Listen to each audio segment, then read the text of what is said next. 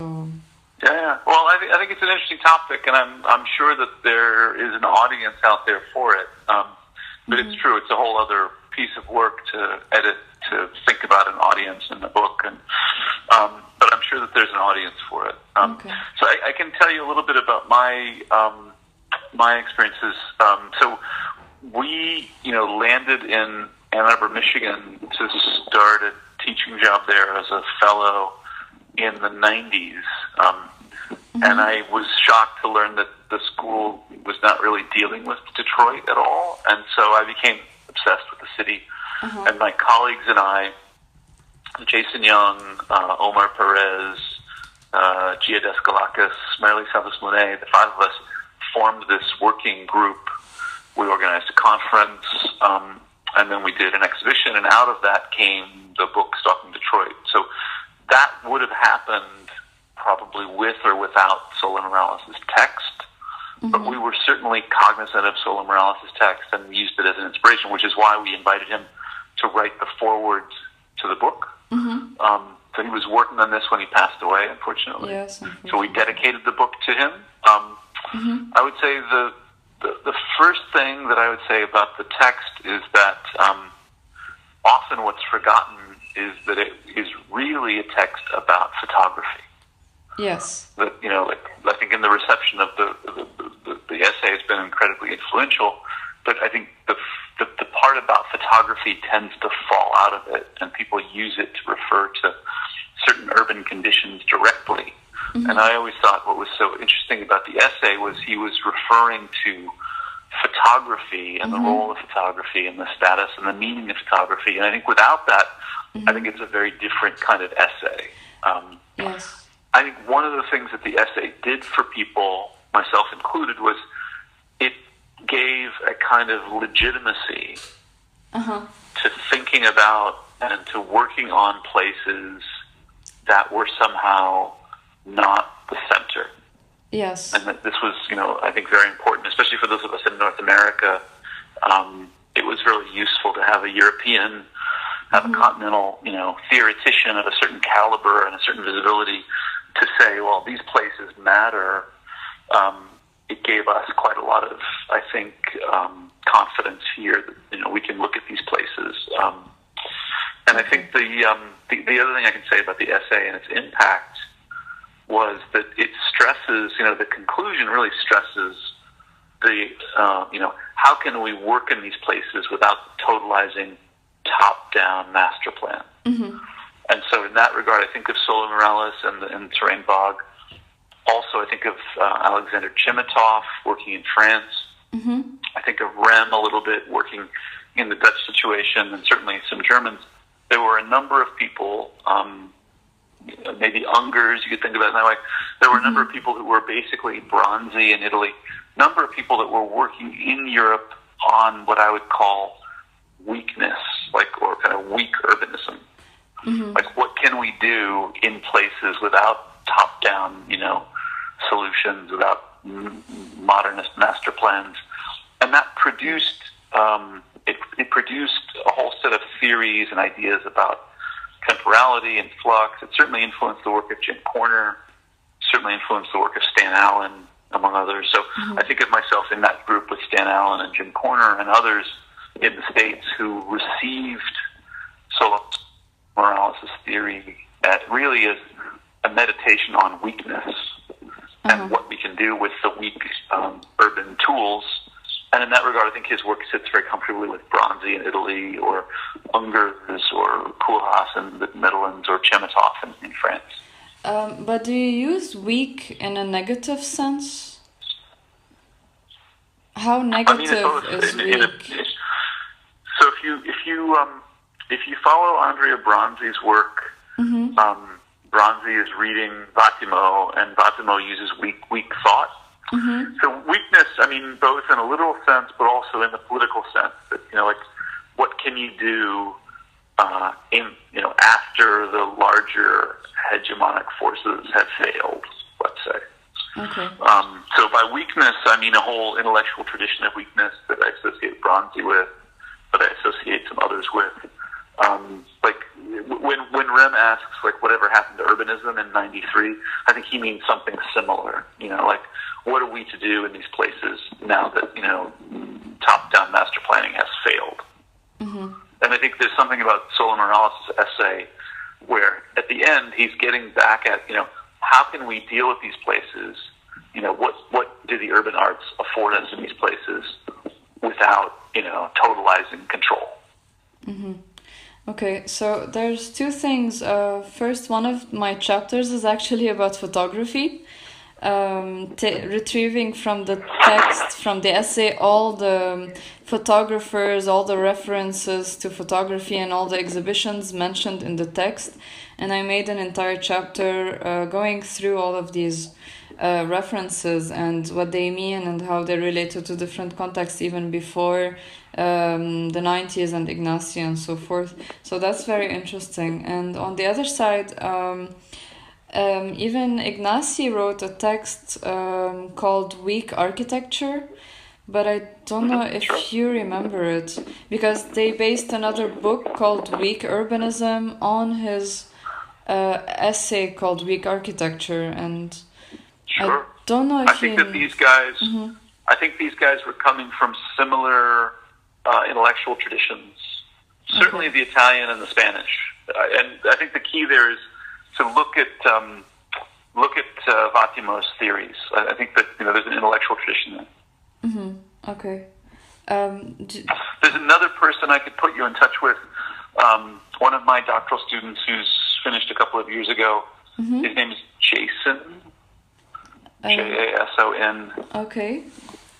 Rebbio, Rebillot.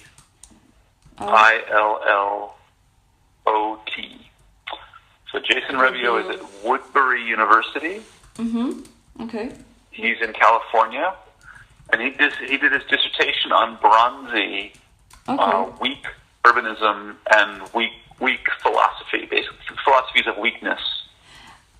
Maybe I have his thesis actually, because it sounds very familiar. Yeah. I think I found his thesis at some point. Yes. Yeah, so Jason can tell you more about the Italian intellectual tradition, Pensa Dobile, and Vattimo's relationship to the operas and to Bronzy. And Jason's the person that's done the most on it in English that I'm aware of. But I think that whether it's Chemetov in France or Sola Morales in Spain or Bronzy in Italy, I think that there were a bunch of continental architects that were using something like weak urbanism, something like weak thought to argue for a political position. Political. I think embedded in their project. Yeah, of course, it's not just like how to make urbanism, but in the wake of the failure of the modernist project and really the failure of the welfare state in the 90s as well. I think what these Europeans are struggling with is how do we deal in these places? Like, what tools can we use? What intellectual tradition can we have? And I think that they're modeling the weak arts. They're dealing with landscape, or they're dealing with kind of absence or void or abandonment. These kinds of things. I think in that sense, Terrainvog has come to be a useful way of describing certain types of urban spaces or conditions, and that's been useful. Okay. But I feel like the essay is maybe more interesting than that. I think, as you say, because it includes the specific, role and status of urban photography as a kind of semiology, a kind of semiotics of looking at urban space. But also it invokes just at the end this idea about, well, what could we do with what we have? What's possible here? Because most of the essay is describing the status and role of photography and the meaning of these places. But at the end, he really turns toward more, what the urban arts can do, what urbanists can do, and there he begins to show more of a kind of landscape urbanist kind of sensibility, let's say, because I think landscape urbanism, first emerged in 96, 97. I held the first conference in Chicago, and that we were clearly influenced by a range of people: Sola Morales, Chemetov in France, Bronzy in Italy, and many people that had been thinking about what we can do without without master plans, basically. Much more relational, much more time-based, and a much more kind of relational or ephemeral urban project. Okay. Do you remember specifically when did you get in contact with Ignacio's work, with Sola Morales' work? Can you remember? Yeah, I mean, I was reading his stuff at the end of the 80s. I was in graduate school at the end of the 80s. And so between 89 and 91, 93 in there for me, it was also the time when I was, spending time between, there was a UIA conference in Barcelona. Yeah, that was 96, actually. That was 96. Yes. So between 89 and 96 would be the period of time where I really encountered his stuff. And I was also going to Spain quite a lot. I was in Barcelona often during that period of time. Okay, so the first half of the 90s, let's say. Okay. Were you there for the UIA? I was, yeah. Okay. Because I think he that also... was the first time that we... It was the first time that we presented the work that became Stalking Detroit. Okay. During the UIA? Oh, okay. Yes, yeah. And there was that famous moment when Eisenman did his thing, outside, wearing a Barcelona soccer jersey. Okay. Yeah. Yeah, that UIA in whenever it was, 96.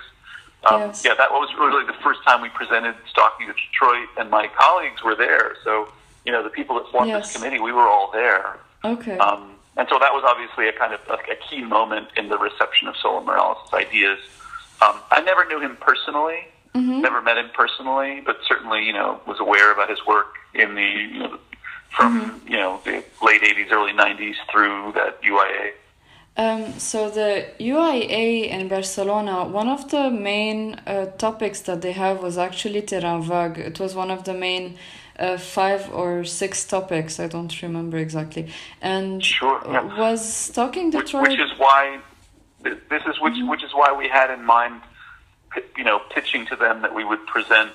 We in fact had a session, small session, but a session nonetheless, where 3 or 4 of us each gave talks about Stalking Detroit.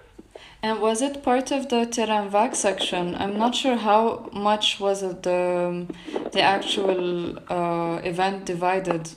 Was it really divided between the 5 topics? Do you remember? I don't think so. I think there were these thematic topics which were meant to cover off all the contents, and then within that there were different venues. Okay. So we had an hour and a half with 4 lecture slots and then a panel discussion. And we were in one of the cultural buildings. I can't remember which one. Okay. This is a kind of small 2-story cultural building inside the fabric of the city. It has I know which one. Via Plana. Probably. There's a Via Plana and Pignon, breeze, kind of shadow device hung over the courtyard. Okay. Yes. So anyway, this was my colleagues, Georgia Daskalakis from WashU and her partner then Omar Perez, Jason Young, and myself and my partner Mary Dennis Benet, and there was one other person. And we took quite a lot of grief. I remember the audience was very, very unhappy with us. Why? They were, the European audiences generally were just enraged by what we presented about Detroit, because we were basically using, continental urban theories to explain a situation that they viewed as a kind of, a crime on both ethical and moral terms. That they felt they were enraged that nobody was held accountable for the abandonment of Detroit, and that this was really a failure of capitalism. I agreed with them completely. But the premise of our work was to basically try to present Detroit in the 1990s in a kind of coherent way. And this was before the book was done, so really what we had was we had a lot of evidence, we had a lot of material, a lot of projects, and we had a lot of photographs and documentation. But I remember the audience was not happy at all. I think the audience was, this was after the success of Barcelona and the idea of a kind of a reurbanization of the center, and to see this American city. This was the first time many of them had seen Detroit presented this way, because it was before much of the ruin porn that people have seen. Yes. People were just angry, basically. Okay. But, I mean, there's a difference between the situation of the city and what you're trying to implement. So it seems, maybe from today's point of view, it doesn't seem very logical to be so angry at... I think that's right. I think now it seems normal. But since then, we've had the Shrinking Cities project, we've had landscape urbanism, we've had a lot of waves of things that have made it seem more normal. Also, the things we were presenting for propositions, the proposals, the projects that are in Stockton were kind of radical at the time. The idea that you would simply, our proposal was that you would fence off the most abandoned areas and let them return to nature, which was the city's original proposal. This was seen as a kind of social and political failure. And I think a lot of architects in Barcelona a lot of European architects were not happy that this was a kind of fatalism. They thought we were being nihilistic. Okay.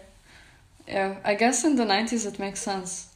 But maybe situating the essay of Sola Morales in this point makes sense as well, to sort of bringing a fresher look on the situation.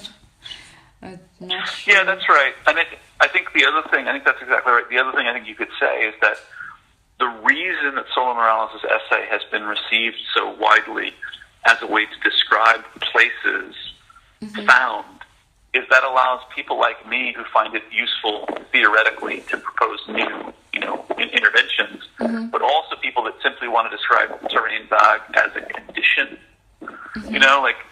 I think that what people didn't do was they didn't read the end of the essay, basically.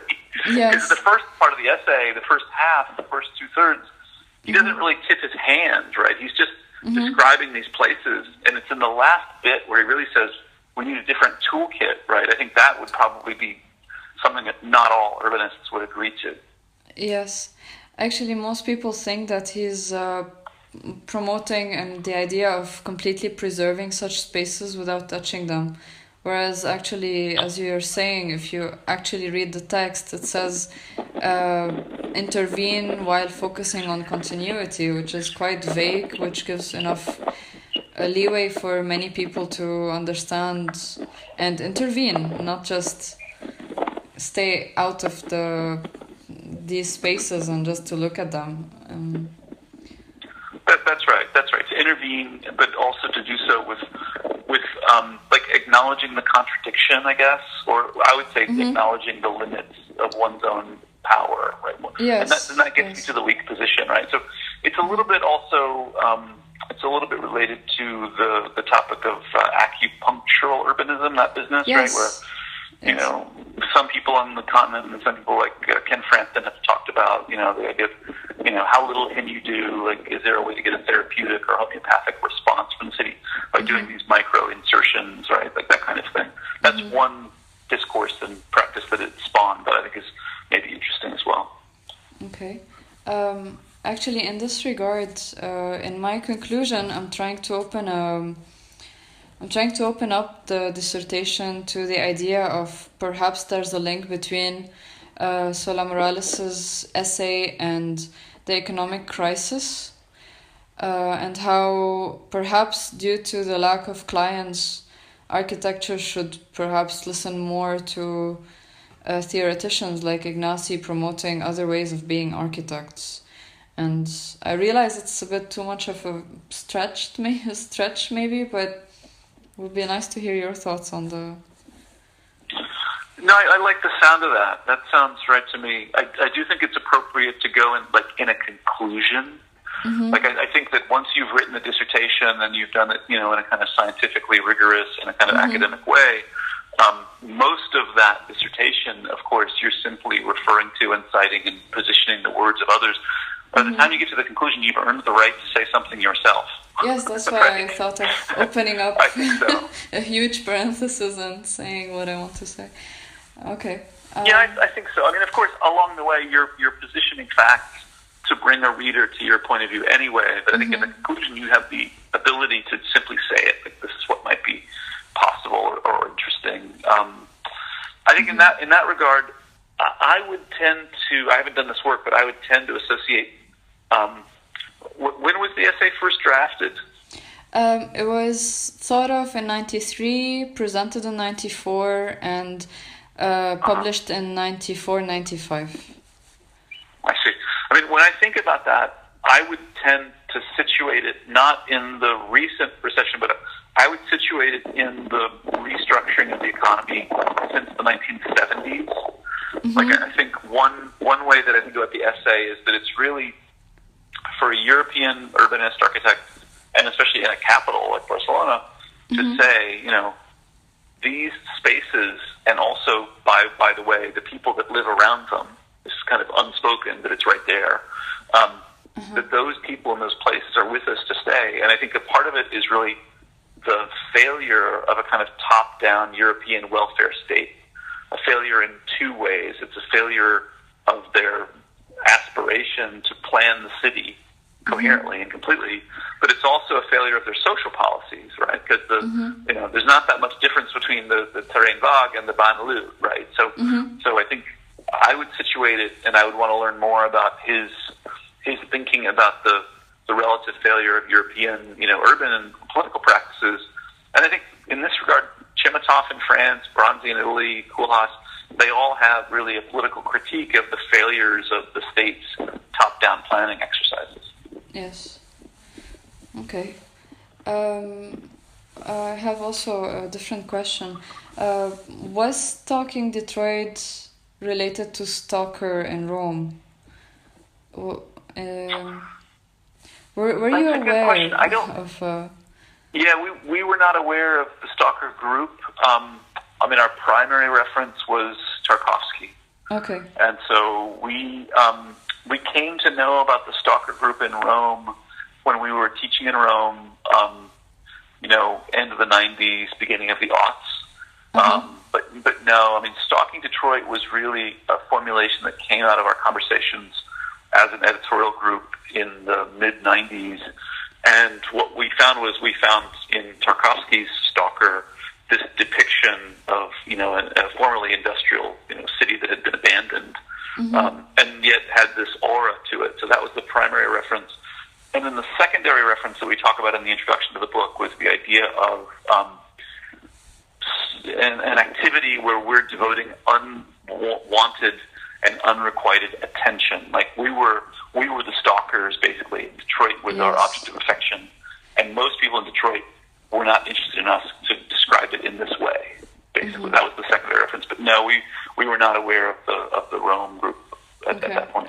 Because it's funny, I don't know if you're very much in contact with them, because one of their main references is also Tarkovsky, and one of their main ideas is also to approach terrain vagues without prior knowledge of what they want to do, and to open, like, to be completely aware while walking through these spaces. So it's interesting. Yeah, I think they've done really interesting work. I think of them as more specifically, you know, situationist than we are in that sense. But, you know, theirs is really an active social political project to get people to occupy the spaces of the city. I think it's a really interesting one. And it would never have occurred to us to name our group that. I think we called ourselves the Committee for something. So we were kind of a committee, like a kind of working committee, like a kind of, like you might be on, you know, a committee in the university or something. So it was meant to be slightly kind of officious. And I think with any other publisher, Stalking would have never made it into print. Like they would have forced to change the title. But because it was Actar and, you know, a Barcelona-based publisher, it's also notable here, of course, that our photographers we brought from Barcelona. Yes, exactly. That was also a question. Why? Sure. Why are they from Barcelona? Well, we felt first of all that we felt like the concept of the book was based in a concept of thick description. So there's an anthropologist, sociologist called Clifford Geertz, and he had this ethnographic anthropological practice, and it was his dealing with postmodernism in ethnography. Basically, he was arguing that we can no longer assume to have the kind of omniscient modernist. We're outside of the tribe as we're describing it anthropologically. But Geertz argued that we can't go fully relativist either, and that he argued for what he called, quote, thick description, which is describing a condition through a variety of different channels or media. And so we took that as a mandate. So we thought our project was to describe Detroit, the conditions for urbanization in Detroit in the 1990s, and to do that through film, photography, critical essays, history, new projects, like as many different forms as we could. And in that, we wanted to commission new photography, and specifically by people that had not seen Detroit before. Okay. So we wanted to work with photographers who were outstanding, excellent at what they did, but who had kind of fresh eyes in a way, and for whom this would be new material. And so we found photographers who had worked with Akhtar. Okay. The pitch was, we'll work with a publisher and a group of photographers who have worked together before. Okay. What we had seen was that Akhtar had been publishing a series of books on cities. They had done one on Berlin. They had done one on Atlanta. Yes. And so we went to Akhtar, we went to Ramon, and we said, listen, we want to use the photographers, Monica Roseo, Jordi Bernardo from Barcelona that you've worked with, and we want to focus on Detroit. We want to do a special book on that topic, and they agreed. The Grant Foundation funded it. So it was important for us that the photography be just high quality, but from people that hadn't seen the city and could approach it with new eyeballs. Did it matter that they're Spanish? I think it mattered in two ways. It mattered on the one hand because they had had a lot of experience in photographing cities with Akhtar, so just the fact that they had been dealing with photographs of cities. And then secondly, that they had a cultural sensibility about what the city was, right? They understood the city as a cultural project. And so, landing from Barcelona and getting off a plane in Detroit, it kind of freaked them out, basically. And I think in the same ways that, sometimes if you use like really old school techniques to draw a new condition, it can be revealing. Yes. I think of the work of Paolo Vigano. So Paolo Vigano, Bernardo Secchi, they would take, traditional figure ground drawings of the city, and they would apply it to the diffusa, right, for the periphery, right? So, and I think Jordi and Monica were doing something similar. They were using techniques that they had developed in looking at other conditions and then applying them to a city that they hadn't seen before. And have you thought of working with Manolo Laguilo or Basilico? Was that... It hasn't come up, but certainly open to it. I would say the next piece in the story for me is one of, Stalking Detroit certainly influenced the development and reception of landscape urbanism. And then the next conversation was then about shrinking cities, because Philip Oswald got funding from the German federal government and then launched this multi-year project where they basically said, let's look at shrinkage globally. And so there was now a discourse about shrinkage that we could have, in which Detroit was one case. Okay. Shrinking cities is a little bit lacking in my thesis, and I'm trying to include it, but I'm not really sure how to find a link with Ignacio's work. I don't know if you can help me with that. For sure the topics are linked, the ideas are there. But was, for example, Ignacio's essay inspirational to working on shrinking cities? Does it? Certainly, I could say that. I don't have any evidence that he was interested in shrinkage. He never wrote about it, so... No, I didn't. I haven't seen it at all. My intuition is that, he was really interested in the social and cultural condition of these places. And I would say, from my own perspective, that many times these places are subject to, and they are produced through, economic and spatial restructuring, whereas shrinkage is one particular aspect of that. But certainly in our thinking about, Detroit and, shrinkage generally, or more not about shrinkage, but rather the idea that the city is, abandonable, like the idea that you could simply leave it in place and walk away. That certainly benefited from Sola Morales' ideas about terrain bounding. Okay. I could say that. And what about cities and sprawl?